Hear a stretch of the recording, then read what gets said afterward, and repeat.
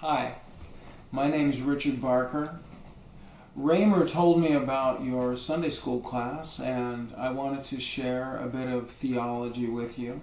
Something I picked up when I was in school, something that I've actually taught to Sunday school classes myself.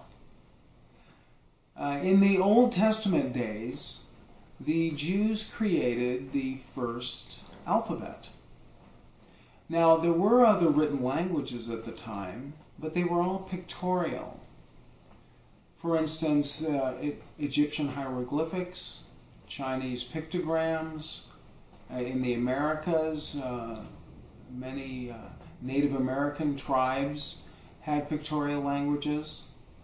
But Hebrew was the first true alphabet, which used symbols to represent the noises that the human mouth can make.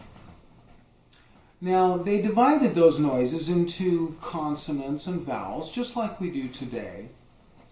But unlike today, their alphabet had no vowels, consonants only.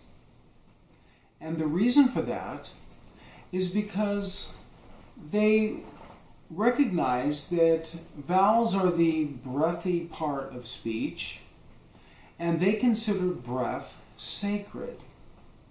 Now, this sounds strange to our modern ears, especially our modern Western ears, because for us there's a strict dividing line between the soul and the body.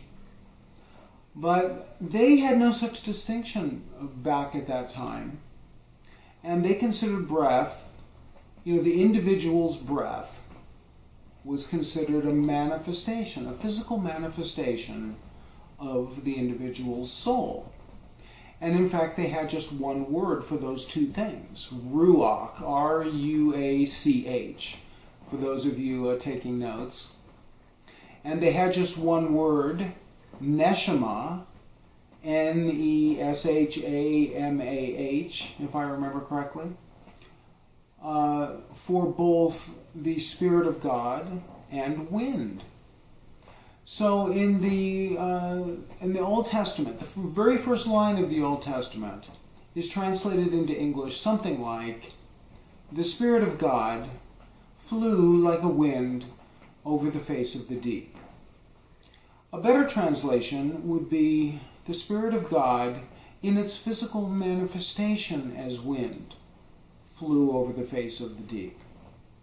Or an example from the New Testament, John 20:22, Jesus breathes on the disciples and asks them to partake of the Holy Spirit. And they had a strict rule that it was blasphemous to try to depict the divine in an image. In fact, it's one of the Ten Commandments is, "Thou shalt not make an image of the divine." Now, normally when we hear that commandment, we think of the golden calf, and fair enough, that's a good example. But another good example is that they felt that it would be blasphemous to try to capture the breathy part of speech in letters. So the Hebrew alphabet is a language, or an alphabet I should say, made entirely of consonants. The Jews at that time, some of them were focused more on learning about God, studying God, through reading or listening to sermons, theology, and others were more interested, more focused on developing a one-on-one relationship with God, communing with God, what today we would call mysticism. And these early mystics came up with a technique. And the premise behind this technique is very simple. God is always present, but we aren't always aware of his presence because of all the noisy distractions of the world. And if you want to hear the still, small voice, you need to be quiet for a moment. You need to be still. So they developed this practice called meditation. And actually meditation is a fairly complex subject. I don't have time to go into all the details now, although I'm sure my friend Raymer would be happy to go into more detail if you ask him nicely. But so I'll just say very simply that you need to get to a place that's very quiet, that minimizes any kind of noise or distraction from the world. Next, you need to minimize your own noisy desires and drives. Stop thinking about your boyfriend or girlfriend. Stop thinking about what's for lunch. And next, you need to minimize your own internal monologue. That little storyteller in your head that's providing an ongoing narration of your experience of the world. Now that part is a bit trickier. Expert meditators, for instance, today, that would be like Carmelite nuns, for instance, they can switch off the internal monologue at will, eventually. But there's it's difficult at first, for sure. But there's kind of a halfway step that you can take that is very, very helpful. And that is to distance yourself from the storyteller. Distance yourself from the internal monologue. You can acknowledge the fact that a thought has arisen in your head, but don't buy into it.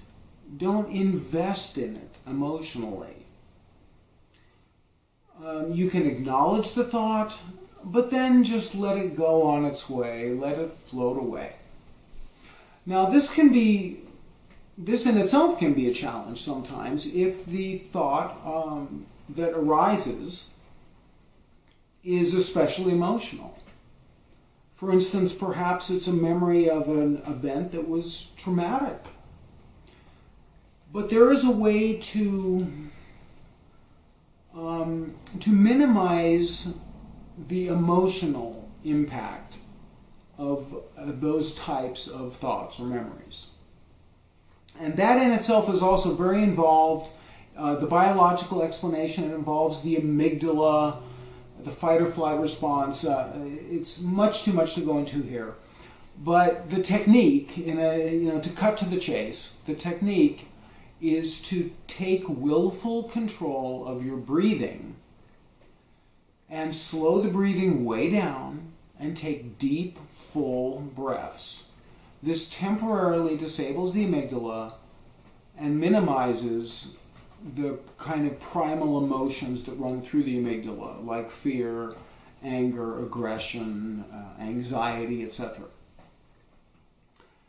And this will take you a long way. This can be very, very helpful. Now, very often this type of breathing, this type of willful, slow, deep breathing is done audibly. Not only in meditation, but in yoga. For instance,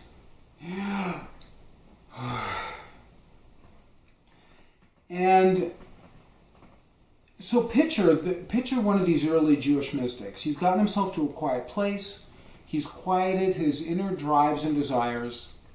And now he's attempting to quiet his internal monologue, his storyteller. And when thoughts do arise, he's avoiding any emotional attachment to the thoughts. And to help him do that, he's practicing this willful, audible, deep, slow breathing. And if all goes well and he's successful in doing that, he will find that he is able to perceive, he's able to be aware of the presence of God, which for me is the most powerful, profound experience that a human being can have. in this life. And they wanted to be able to share this experience, share this technique with others, and they wanted to be able to write down the kind of breathing technique that they were doing. They wanted to be able to capture it in words. So they came up with a word for this, but it's tricky to spell, right? Now it has 2 syllables for sure, 1 syllable for the inhalation and 1 syllable for the exhalation. But, well, I challenge you, try and come up with a better spelling for it than they did. I think really they did as good of a job as you can do, given the limitations of language. Here's how they spelled it. The inhalation, they spelled Y, and then a space for the vowel, and then an H. And the exhalation was spelled W, and then a space for the vowel, and then an H. Now, we Americans are notorious for mispronouncing foreign words, especially ancient foreign words. But our modern American pronunciation of this, Yahweh, is not only inaccurate, it's a million miles from the original intent, the original pronunciation. And to make matters worse, once the Greek alphabet was invented and the Old Testament was translated into Greek, a lot of the letters didn't match up perfectly and there was a lot of errors. And one of the errors is that the Hebrew letter Y was translated into the Greek letter J. The Hebrew letter W, which even today in our language looks more like a double V than a double U. But that was translated into the Greek letter V. And they came up with Jehovah, which is even further removed from the original pronunciation and original meaning. While we're on this note, just FYI, the Hebrew name for Christ's name in Hebrew is Yeshua, which begins with a Y. But that Y also was translated into Greek as the letter J, and that's where we came up with our word, our name, Jesus. That's it. I hope you enjoyed that, and I hope it helped you on your journey, and God bless you all.